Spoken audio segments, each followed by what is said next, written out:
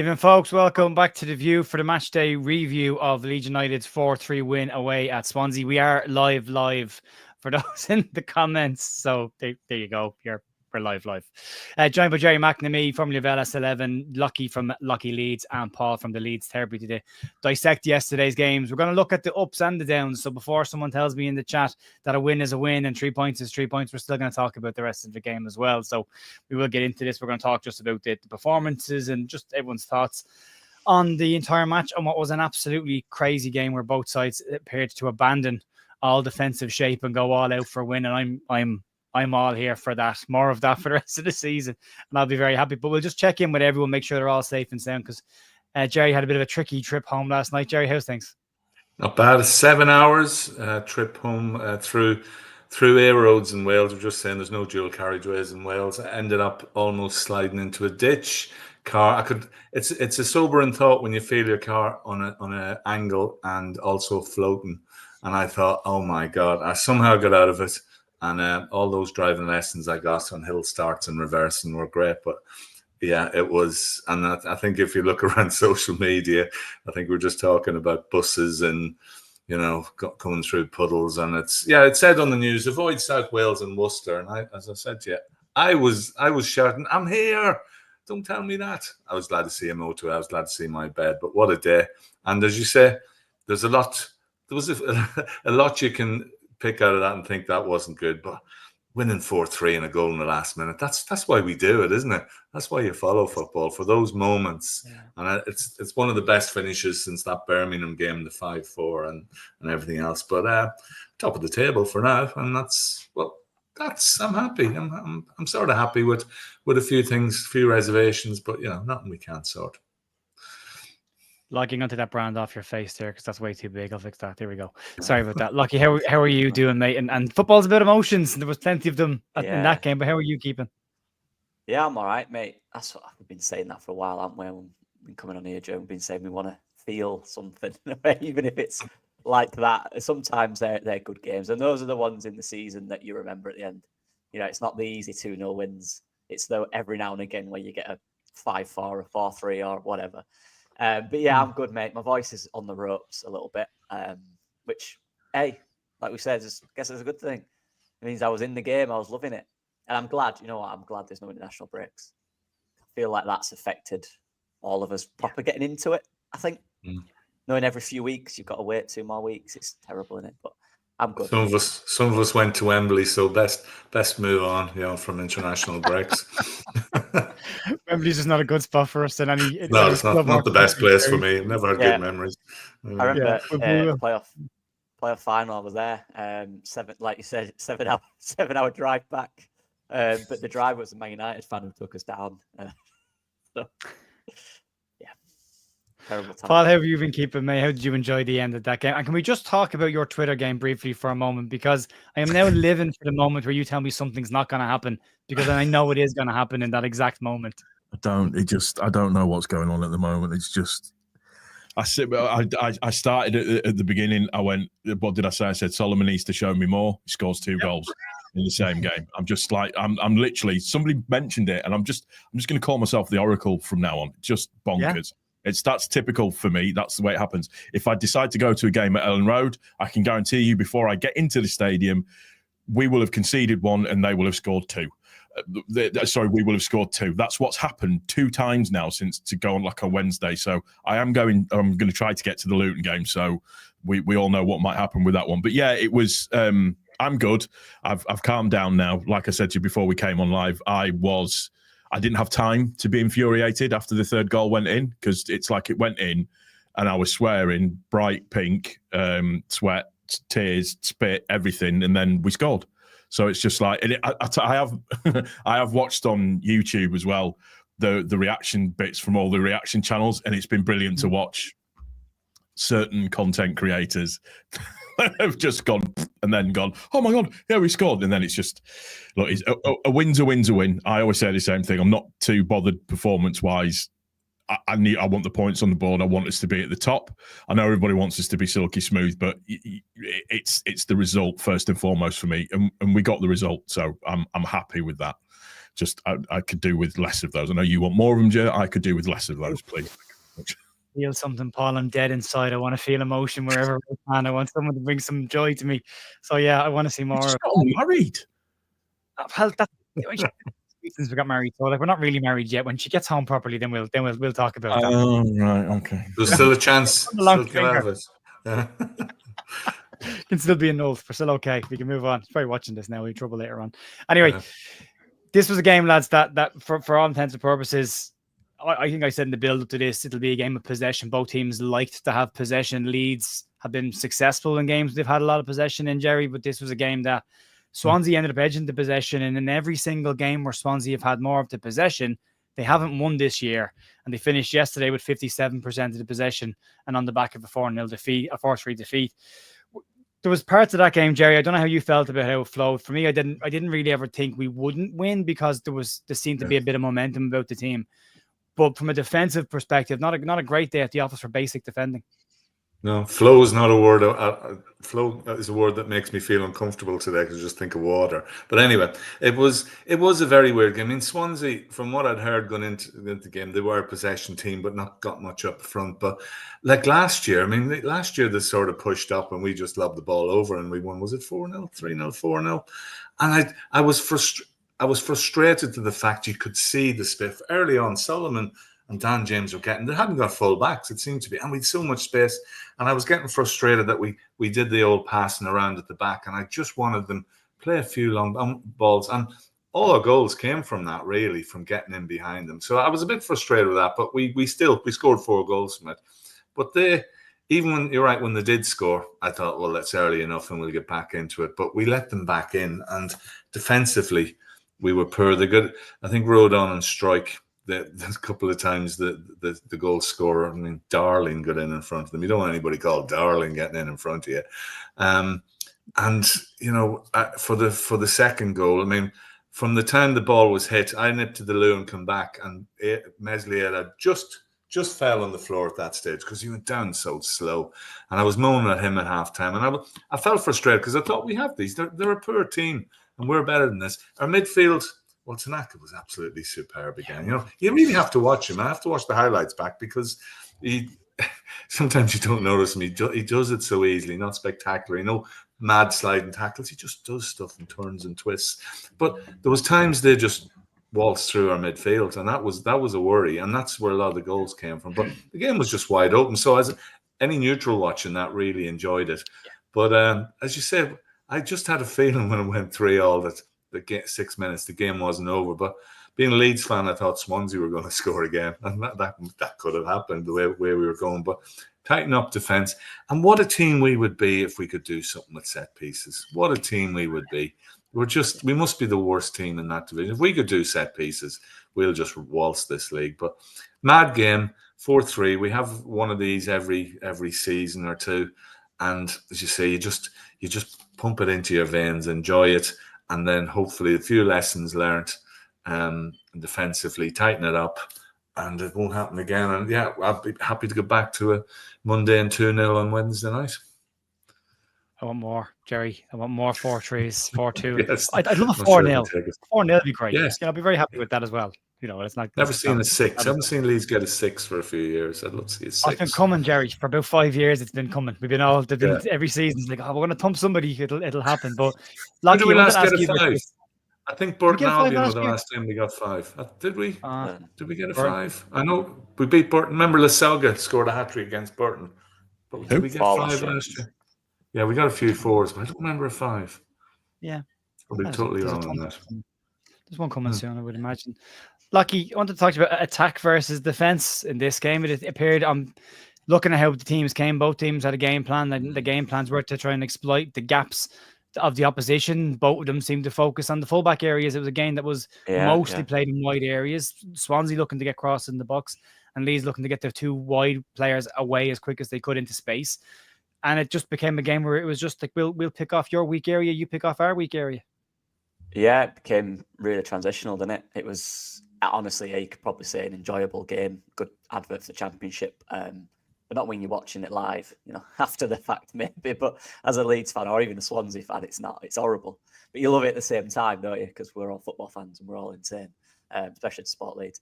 But yes. To be fair, Swansea, the way they played was actually quite good. They did hold it a lot, but that final ball was often quite a long one, wide into the fullback areas, like you said, and they often did it very early as well. Initiated the press and just exploit the gaps. And then what they did well after that, they got 3 or 4 players in the box every single time. But late runners, that's my problem with Leeds. I think our runners in the box are very early. So when the ball comes in, they're a bit static. They got them in. Yeah. Like as the ball came in, it's really good. That's why they had to run on our players, a lot of it. Their game plan was good and ours was similar in a sense when we got it back. If we could go quickly, let's go quickly. Let's be direct. And it made a very interesting and stressful but entertaining game.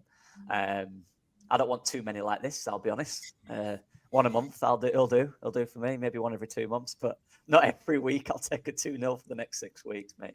But yeah, good game, interesting to watch. It's different, innit? We've not really had, bar maybe the first game of the season, which is always a bit crazy, innit? We've not really had a game like that. And those are the ones that kind of stand out in a season. And again, I saw some comments earlier saying that kind of proves, even when we are losing, we can come back. When you come back twice, you got a 3-3 in the 90th minute, didn't end the draw. You've dug in deep there. And that's fair play to the players because they didn't give up. And that's what champions do at the end of the season. Look at Ipswich last year. How many games did they do this exact thing? 90th minute or 80th minute of the losing, and you just knew they were going to win that game. And we're building a bit of that now, scoring some late goals. We've got to keep doing it. But good game, mate. Not quality in terms of defensive, but quality in terms of a quality watch, I guess. Yeah, I think there'll be plenty of video sessions this week at different points or packages given to players around positions for certain at certain phases of the game. But but it's nice to have a bit of excitement, Paul, coming out of an international break. We all talked about it beforehand. Is a win good enough, or do we want a performance with it? You've already said you're very much points over prizes, so it's still nice to come out of a game with a little bit more excitement, to see a bit more attacking flair from Leeds. And I think we saw it all over the park, Paul. Even their centre-backs were probably the best part of their game was going forward. Mm-hmm. Yeah, the centre-backs had, in terms of being defensive-wise, they were caught out. Obviously, Rodon, for the third goal that went in, he lets the player just completely get in front of him and doesn't see what's going on. So, yeah, I mean, it's an interesting one because one of the things, I know Swansea are mid-table, etc., so on and so forth. However, when they score first, they don't lose. They're very, very good at protecting a lead. And that's the first time where they have scored first and lost this season overall. So that we should take. Yeah, we should take that in its merit for what it is. So yeah, I don't know. It's a weird one. We enjoy the excitement, but to be honest with you, as the season moves on, the game's going to get put to the back of the annals as the season goes on. So performance-wise, it's did you get the points? That's what people are going to be looking at. I think the game as a whole was weird in terms of the starting lineup. Everybody kind of went, "Ooh, that's a bit strange." I do think we're missing Firpo. I think we are definitely missing Firpo. We've missed his tenacity over on the left-hand side. I think the rotation with Nonto was good. Look at Nonto when he came on. Brilliant, scores a goal. It's exactly what you want him to do. I think that's one thing that Farke is doing quite well is the rotation of the players and making it, give me a reason to put you back into the starting lineup and doing what you need to do. And Nonto's proved his worth. Solomon, although people might say his performance wasn't consistent throughout the whole 90 minutes, the 2 goals that he scores, that makes it a good thing. And that's confidence for him. But then you look at it on the face of it, we've still got Ramazani to come back. We've still got Ampadu to come back. We've still got Gruev to come back as well. And it's, they don't walk straight into, particularly in the centre of midfield, don't walk straight back into the team. We've got Gilavogi on that's in substitution. Wober, as much as I hate the guy, substitution that's there that we can bring on, that it all improves the squad. The depth of our squad is silly at the moment. It is really, really silly. I'd like us to maybe have more of a number 9, but I like what's going on between Peru and Joseph at the moment. It's nice competition. I think that's what Farke's doing very, very well. But yeah, yesterday, in terms of a game, it just chalk it off. We got the result. We dug deep, as Locky said. It was like, and same as what you said as well, Joe. I didn't think we were ever going to lose the game. We have the players to be better, but they have to earn it, and they earned it yesterday. End of story. That's all you can ask for them is that they earned the results. Even going into 1 down at half time, Gerry, I kind of felt that we were a little bit unlucky going into 1. I thought we were doing okay. We created a lot of chances. We weren't converting them in the first half. Luckily, we got a bit more clinical in the second half, but in the first half, Dan James had the opportunity to back post to put us 1 up before they go and score. But I wasn't overly unhappy with a lot of what Leeds were doing. Was there a sense of that in the stands as well, or was it different than what it has been in the recent games, Gerry? I think it was a sense of more. It was defensively. I think fans were a bit annoyed, and as I said, the way the midfield seemed to be a bit open. But yeah, it was a bit of a sucker punch because we went back to 1-1. Thought, yeah, we'll take these now, and we're obviously the better team. But it was just a sloppy goal to give away. But always felt we'd come back, and when we came out for the second half, we were straight at them, and. It was always that feeling, but we seemed, when we went 3-2 up, we seemed to sit back and invite them on, and that was, I suppose, we took Gilavogi come on, and I suppose that was to settle the midfield and set that up. But you could all just got the feeling that third goal was coming. I mean, the subs again. We looked at the clock. We thought 5 more minutes. They're coming on. That's 70 minutes, and it is frustrating because about 55 minutes you can see we need a change, and that is a frustrating. I do find that very frustrating. I thought the subs come on. I think Vober is a little cameo. He did okay, and I think he may start on Wednesday because we know Sam to play 2 games in a week is a struggle for him, and I think he may start, and he's a left back. So as much as we're not happy with his previous desertion, I think he's good. He's good to bring in. I thought Fair probably back. We got Joe Road on a yellow, and Willie on a yellow as well. We got Ramzani to come back in. I thought Arneson was his poorest game of the season. He looked a bit lost. He got a bit bullied, and wasn't great. And I think the strikers. I mean, Puro was a bit. He does little things, but my mate did say at halftime that we should bring Puro on. He did. He was saying he didn't do a whole lot. I think Joseph needs to score a goal. He had a chance. Golden chance, and he need to be clinical and just pull the trigger. He needs to go, and that could be whether these two can carry us. The goals are being spread around the team, which is good. Yeah. The wingers are doing that, but there'll come a stage where we need our strikers score. I mean, Pirro would have scored that one, the OG, and in fairness, he scored 6 or 7 this season. But we need the 2 of them firing, and maybe need a little cameo from Patrick, like he did at the start of last year, to come on. Gets 1, he might get 6. Get them all firing, but the squad, keep everybody fit. It was good coming back from the international break. Everybody seemed to be fit and getting back to where we are. And we as Paul says, rotating the squad round and everything else. You look at our squad. I look at every team we play, and I go recognize 2 or 3 of their players. The only player recognizing our team was Grimes, I think. I liked to have Franco play, and I thought, I did say he would dictate the midfield, but not many people got that. A few guys who understood Spanish. Age appropriate joke there, Gerry. It was, wasn't it? Yeah, and there was Key playing at the back, so we thought he'd unlock the defense. That was the sort of stuff we were saying in the stand. That's the sort of rubbish we do talk, and we moan a lot, and we were happy enough, but there was a lot of stuff we were a bit more. And if it had been 3-3, I think more of that would have come out. But as I said, we won. We got the points. We're top of the league until tomorrow night at least. And it's you look back, it's the result, and we just got to win. We just got to keep winning. It's results, and all the results went with us this weekend. It did. And it was vital that we capitalised on that. And it's just. As one of you said there, Ipswich did this all last season, and that was so vital.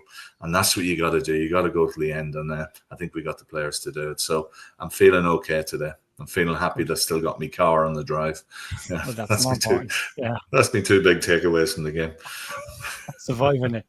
All of on the comment just from Dave, just be careful about that one, Dave, because as they say, sometimes the destination isn't always as good as the journey. We know the Premier League is like, it would be nice to enjoy the journey on the way to getting there, so that when we do get there and it's crap, at least we had something before it. So that's where my head is at with that one. But Locky, one of the big things Gerry talked about the fight there, and one of the things that stood out in this game versus the Millwall game was a little bit more battle from Leeds. One of the big things that we fell down on against Millwall was duels. We lost a ton of our 50-50s against them. We got bullied outside of Brendan Aronson yesterday. Leeds ended up actually with more tackles and won 62% of the 50-50s during that game as well. And again, that both sides was 14 tackles for Swansea, 21 for Leeds. So a meaty enough game. But Leeds managed to come out on the right side of the tackling side of it. But then that adds a bit of momentum towards the rest of the character of the side to come back and try and go and get a winner. And they did, even though, and the points we made in the chat, there were some defensive changes made just before they scored their equaliser, and then Leeds had to go again. But we did, and that's where there's character. And I suppose that's the big positive to get out of this game, is the character that the team showed yesterday. Yeah, character's huge, mate. Like, you're gonna need it in this league. You can be as talented as you want. You need character. You need to be tough. Because at the end of the day, you have no divine right. Although you should, theoretically on paper, win every game, you have no divine right to win a game of football in this sport, and that's why we love it. That's what's great about it. If you don't into every game knowing that it was going to be an easy win, what would be the point in it, you know? So there's going to be games where you're going to have to dig deep, and you're going to have to show character, and that's a huge part of any winning side in history. You know, they've had that character. What I loved was, I don't know if you saw Daniel Varker mentioned yesterday that Guilavogui had a chat with everyone before the game, and a motivational speech about not giving in and keep going till the end and all that stuff. And clearly it had worked, because I think there's been games this season where we've gone behind and there's kind of that feeling that we're probably not going to come back into it. Not that they give up, but there's a feeling of it. Do you know what I mean? You get the vibe kind of thing. Whereas in that game, straight away, as soon as they scored, you know, obviously early on, then we come back, then again, and then the 3-3, you kind of go in, right, we can get this one here. There's 6 minutes left, but there's a feeling that maybe we can get something from it.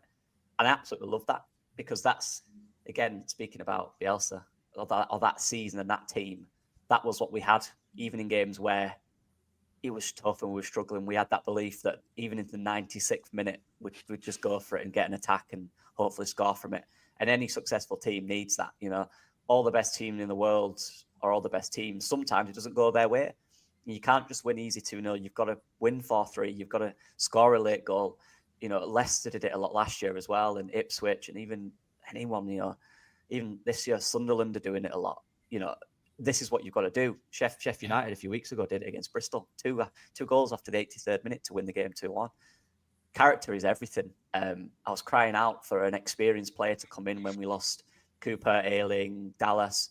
You need a motivational player with utmost experience, and Guilavogui, even if he's not playing, is that character. And you can tell from what Fark said about him that he loves the fact that he's got that person in the team. And these are the type of people you need, Joe. I think, obviously, you've been coaching, you'll know you need that leader in there that's, when it's not familiar for these young players and they're struggling, that can just give them a motivational boost. And, you know, it's good to see. And we need more. We'll need more of it. We need a lot more of it this year, I think. We talked a lot, Locky, about it in the summer, about losing the experience in the dressing room, whether people rated Cooper and Ayling and Dallas's impact. Having that experience and having those people in the dressing room that could bring the young players together, give them a bit of advice, you know, when it's not going well, don't worry about it. It's happened before. This is how we got out of it, you know, and if it is going well, this is how you maintain it. And Guilavogui being in that dressing room now seems to have just taken on that mantle and going, I'm going to be the one that's going to help these guys. And I love it. I mean, if he doesn't play a lot of football, he's still having an impact on the team. So that was great to see as well. I want to talk, Paul, about man of the match, because it depends on where you go. There's a different one across the board. Dan James had a phenomenal game, and I am including the assist for the own goal, because I am as well. If he doesn't put the ball in, it doesn't go in the back of the net, so he should get the assist for it. And if he misses it, defender misses it, Joe Apiro's got the easiest tap in of his life. So Dan James gets 3 assists, has an all-around really, really good game. I thought Malang Solomon was okay. 2 goals. I've seen somebody say, if you take Solomon's 2 goals out of it, what did he do? You can't take his 2 goals out of it, because he's an attacker, and scoring 2 goals means he did his job. So it's G&A from a winger's perspective. So he's done his job. Tanaka, brilliant in the middle park. Sky Sports, give it to him. For me, he's been labelled a conductor. Completely agree with it. Pulls all the strings. Nearly every move either came from a ball that he won back and passed the stroke, recycled it, and then off we went and scored from her, or directly, and specifically Willie Nanto's final goal where it goes into Nanto's feet and I could just flicks it outside both of them and tears off into space. Overlapping, yeah. Tanaka overlapping, imagine that. Yeah. In the 19th minute. But then Jayden Bogle-Paul also has a really, really strong game, but again, more so going forward than defensively. But I wouldn't, again, I'm not sure I'd pick him out for the fault for the goals either. But where does your head sit with the man of the match? And also, it's a great situation to be in that we're talking about 2 or 3 players having absolutely stellar performances. Dan James, 100% Dan James. There's something a bit different about Dan James this season. He seems to, like, his maturity and his overall performance levels have all gone up for me. And I just think he is, you just know something's going to happen. I think his end product has gotten a lot better in terms of crossing and finishing at the same time as well. Just for me yesterday, he was the catalyst yesterday, obviously barring the final goal and everything and stuff and things like that. But just everything that was going on, he was, for me, brilliant. I mean, Tanaka, to be fair, he needs to share it around a little bit. You can't always just give it to Tanaka every single game. How we have gotten him for the price that we've gotten him for, he is, for me, he is the signing of the season for us by far. He's just incredibly good. Everything that he always seems like he's got time and space to do whatever he wants, whenever he wants, and how he wants to do it. Yeah, I see that. Tanaka 2.65, Brendan 25 million. But yeah, and he's played in the second league in Germany. I love the guy. I absolutely love the guy, but I think he was just edged by Dan James this time around. Now, the funny thing is with Dan James, had he not gotten the 3 assists, would people then be bemoaning his miss from 2 yards out? Yesterday as well. I hate to be all Roy Keane, but has he not? He's done his job with the 3 assists. Without the 3 assists, the question is, did he do his job? Yeah, no, of course. But what I'm saying, it's the way that people perceive and view things, isn't it? It's that they forget the little idiosyncrasies that can happen. But Tanaka, for me, there was probably a couple to 3 mistakes that he made in that game yesterday that just is the difference between edging it for me with Dan James. Yeah. I just Lucky, where's your head Dan James real quick. I've got to speak about Dan James. I love talking well of a winger, mate. I absolutely love it. I did my player ratings earlier, Joe. I give 1.9 this season, and I give the second. I just thought he was so active in the game. The main job of a winger is to make that fullback always think about you. Even if the ball's on the other side of the pitch, that fullback is always thinking, I know this guy could run in behind at any second and get there. Even the centre-backs are thinking it because of how quick he is. But you've got to use that attribute, and you've got to be that type of player. And every single time we attacked, he absolutely darted it down that right. Even if he didn't get it, he kept doing it. And that just occupied the centre-back and the fullback. It was brilliant. And then the end product was there. And like you said, it's 3 assists in it. You know, he set up the goal. It is what it is. The defender did pretty much job for him, but he was there. He was the one breaking the lines. I think he's the difference between us, him and the other wingers. Yeah, he's not as technical. That's not a criticism for me because that's just him. That's who he is. He's not going to change now. He's not going to suddenly be really technical, is he? Do you know what annoys me about Dan James? Not annoys me, that's the wrong word. Do you know when he cuts inside on his left and shoots from 30 yards? Yeah. But he's done it once, so he thinks he can do it again. Yeah. But it's just, the difference with him and the others is they are more technical, they are more skillful. But he doesn't need that. Are they more effective, Locky? That's the question, exactly. He's so active in every second of the game. Even if he's not on the ball, the defender is always watching him. Occupying people. Quick. Yeah, exactly. The others are quick. You can't not think about him, so you're distracted from most of the game because you've got to think about him. For 1 sec. Yeah, you forget 1 sec, he's not there. He's got to be the fastest player in the league. He must be, because when he gets that ball, he's gone. And as you say, a bit of maturity now, and he knows his position. And as you say, when he did cut inside, I think a couple of us thought Sheffield Wednesday goal, and it went over. But he was lucky. He got a book, and he was a bit naughty with his booking because he lost the ball, and he went back and took the guy out, and he deserved his yellow card. But how bad was the referee, by the way? That's not a red card.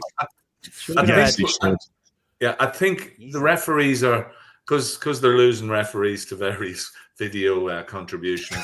we're getting a lot of refs coming up from the lower leagues, and I'm just not up to. I don't know who that guy was yesterday because I forgot to get the program, but he was so inconsistent. There was some bad fouls going in, and he just waved play on, and then the ball he would wave play on. I think Swansea at one stage there was a foul, but he'd wave play on, and then they got the ball and started going for it. He blew for the foul, and it's not the decisions. Sometimes you don't always agree. It's just you think what. And I think when both sets of fans are moaning, you realise. But anyway, that's an aside. Fark was talking in his press conference today about Tanaka, and he was saying, he was somebody who nobody had heard of playing the second division in Germany. This man heard of him. This man was talking about him. I was just going to say I know. I was just going to wind Locky up and say I thought you would have picked him up. You didn't mention him, did you? I know. No, that is an amazing find too. Yeah, that's transfer. And the same he said about Ramzani.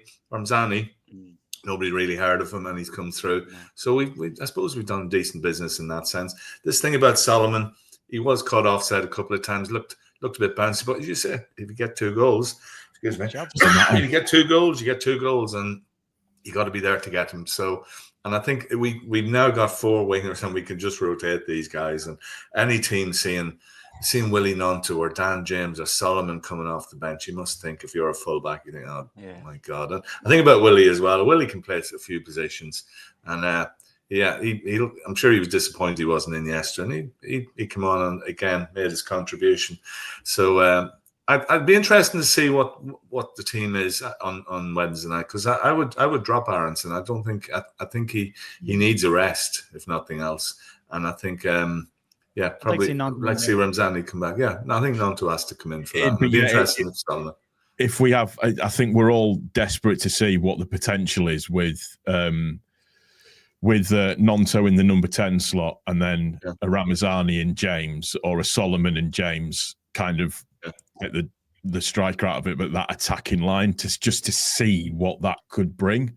Potentially, I mean, and the thing is as well is with those with our that specific attacking line. So Ramazani, Nonto, and then Aronson. Before obviously Ramazani got injured, just that interchange and swapping, and again we talked. Locky touched on it. Occupying of players and moving around really makes a difference. It's just that front 3 taking the striker out of the equation is just different gravy. It's ridiculous. Yeah. Yeah, there's a lot of people trying to blame Meslier for every single goal. And I said this to somebody yesterday on Twitter.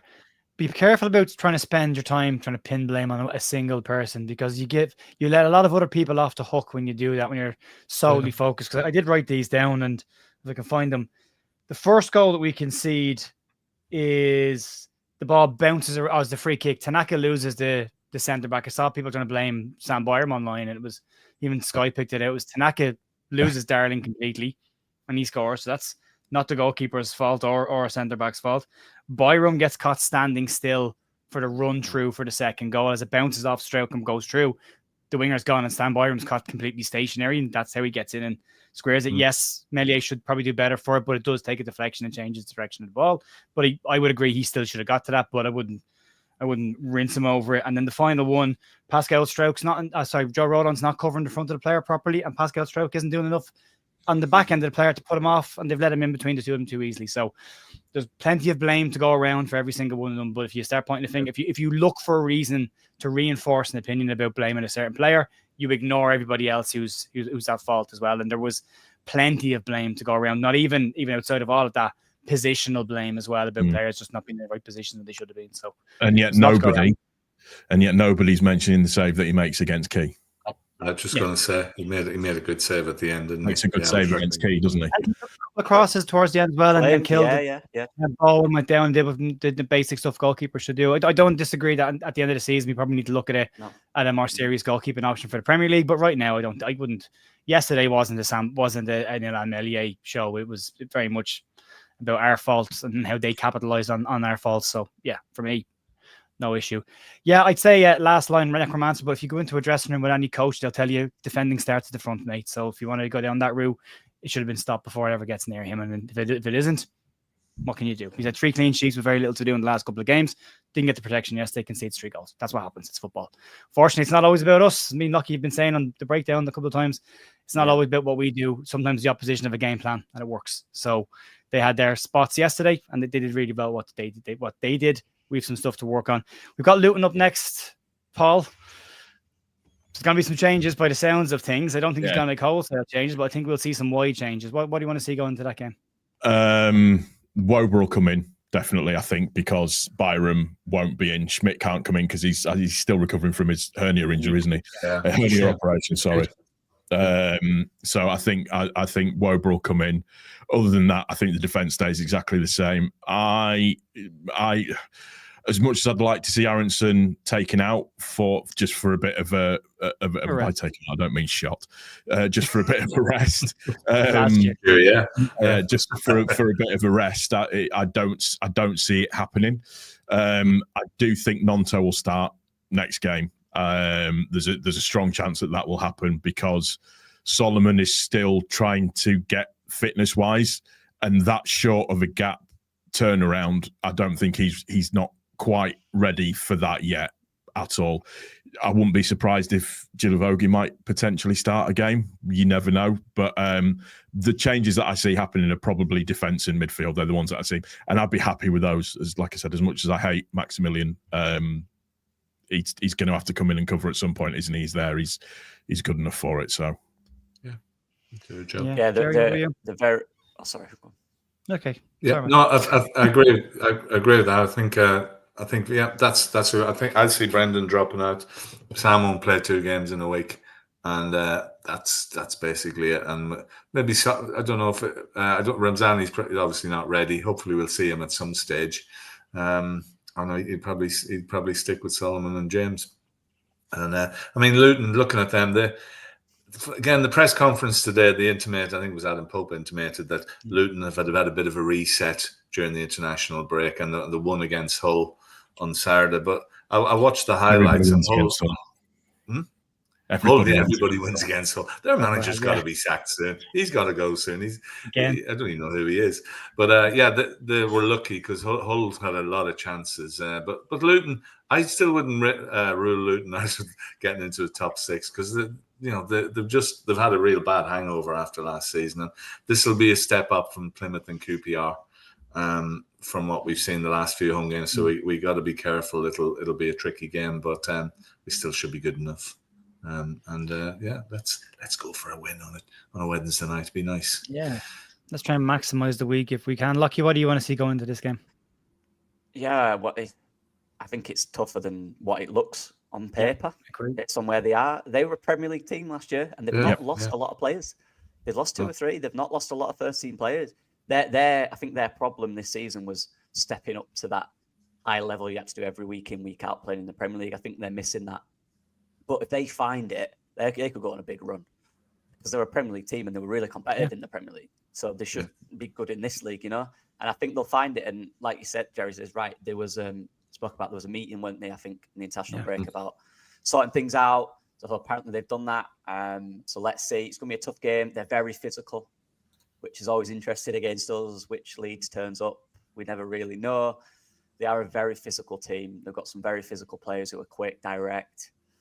They create a lot of chances as well. They're not good at finishing, but they do create a lot. And they've got some quality in there. So we're going to have to be on it, to be honest. And changes, I think there'll be 1 or 2, maybe. Byram, even he said himself, hasn't he, can't play 3 games a week. He said that in an interview. So unless that's changed, I don't see him playing. I think Mavoba came in the end of the game to kind of get him used to it. So that might be one. Yeah. Gilavogi's an interesting one. Rothwell's played a lot of football. Maybe just to protect him a little bit. You don't want any pulls or injuries, do you? Going in with Amper doing that out. So that's maybe one, potentially. And the striker situation, again, it's the flip of a coin, I guess, again. Who do you bring in? I like the idea of Matteo in this one, just based on how more physical he can be and how direct we can be with him there. Maybe I'll look at that. Maybe Farke will think about that. And wingers as well. Nonto comes back in, potentially. Rest Solomon, he's played a lot of football. Good decisions to have. We've got the options now, which is brilliant. But Yeah.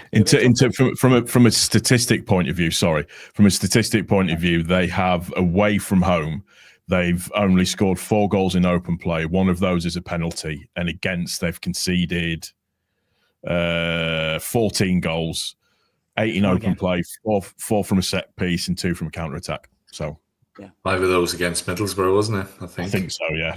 Well, everybody concedes 5 against Middlesbrough, not at the moment. But at the moment.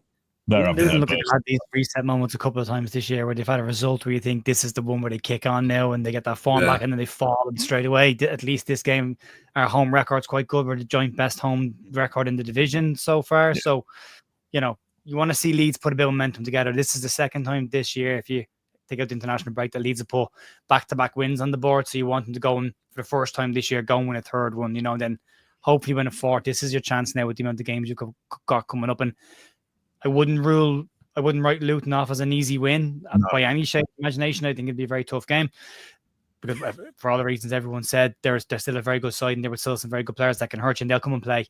Might suit us down to the ground, but it'll still be a different game. And I would expect Daniel Farke to be a little bit more cautious on the back of a 4-3. I don't think 7 goals in any game will be something he will be, going home and clicking his heels about. I think he'll be looking at, well, how do I reduce that goals against for the next game? I think don't be surprised if you see a Gilavogi or somebody else or 3 at the back come in there. This might be the perfect situation where he's been thinking about trying that 3 at the back with Vauber coming in. Maybe it makes things a bit easier for him. But yeah, he has alluded to some changes. But we'll have a preview tomorrow night to go over that. We'll see what the Luton Town press conference as well and cover that tomorrow evening. But that'll be it for us tonight. There's plenty of other reviews floating around tonight. You can check all them out. Gerry, what are the plans for the week? Are you heading down to the game on Wednesday? Yeah, Wednesday. I'm hoping to get to the Blackburn game. I've got a night out Friday night, so it's all about being sensible and getting there early because the 1:30 kickoff. And please, no more rain and avoid puddles and everything else, and no more ditches. And that's one to tell. It'll be one to tell the grandkids about. But still trauma in my head after that journey. Exciting game, and the night you almost lost your life, both in one magic night of in both situations. Locky, what about you? What's going on over on your channel this week? It's gonna be a busy one this week. I'm stepping up now. I got a bit lax during the international break, so I've got a lot I'm gonna do. I've done the player ratings, my reaction to the game. I'll do a preview for the game coming up. Then I'll do the same player ratings after that. I'll do a tactical breakdown next week at some point as well of the game. So just plenty of stuff, Going into the transfer window as well, there'll be some... it's coming, isn't it? Oh, God, I've forgotten about that. Yeah. Right, when's Ryan Kent getting mentioned? That's ages ago. Where are you? Where have you been, man? He was mentioned again, wasn't he? He's been a couple of times, right? Every single day. Every day. I keep running the same thing, and Football Insider run as well. But we're not signing Ryan Kent. We've got 4 good wingers. We don't need one that's not. No, we don't need any more. I've got back to Rangers. Apparently. Yeah. That's what happens when just stop talking about him, everybody, please. So I've got a review from the game from yesterday on my channel, which is up, which is done. It's been received quite well. I'll be doing a preview tomorrow for the game on Wednesday. Hopefully I'm going to get to the game on Wednesday, and then I will do a review after that, and then obviously the final game that needs to be worked on at the same time as well. But it's going to be a busy week. Same as Locky, I went off the boil a bit with the international break. It's hard because you what you don't want to do as like a football content creator, from my point of view, for me, is I'm not like you, Joe, where I can collate all the news and make it interesting. I can't do that. I just sound like I'm waffling. So you end up making content for content's sake, and it's just it's not worth it for me. So yeah. Yeah, that's okay. Well, the lads' details are down below in the description. Go check out their channels. Everyone's channel is very different, so a slightly different take on every situation. So there's plenty of options for everyone out there. Go check them out. I'll be back in the morning for the news, and then we will get into the preview tomorrow evening ahead of the Luton Town game on Wednesday. And as the lads have already said, busy week for Leeds, and then we'll digest the whole week at the end of the week, and we'll talk about what's happened once we get to that point. But massive thanks as everyone, as always, for checking in and for watching the channel, and for supporting the guys as well. And I will see you tomorrow morning. See ya. Thanks. Bye.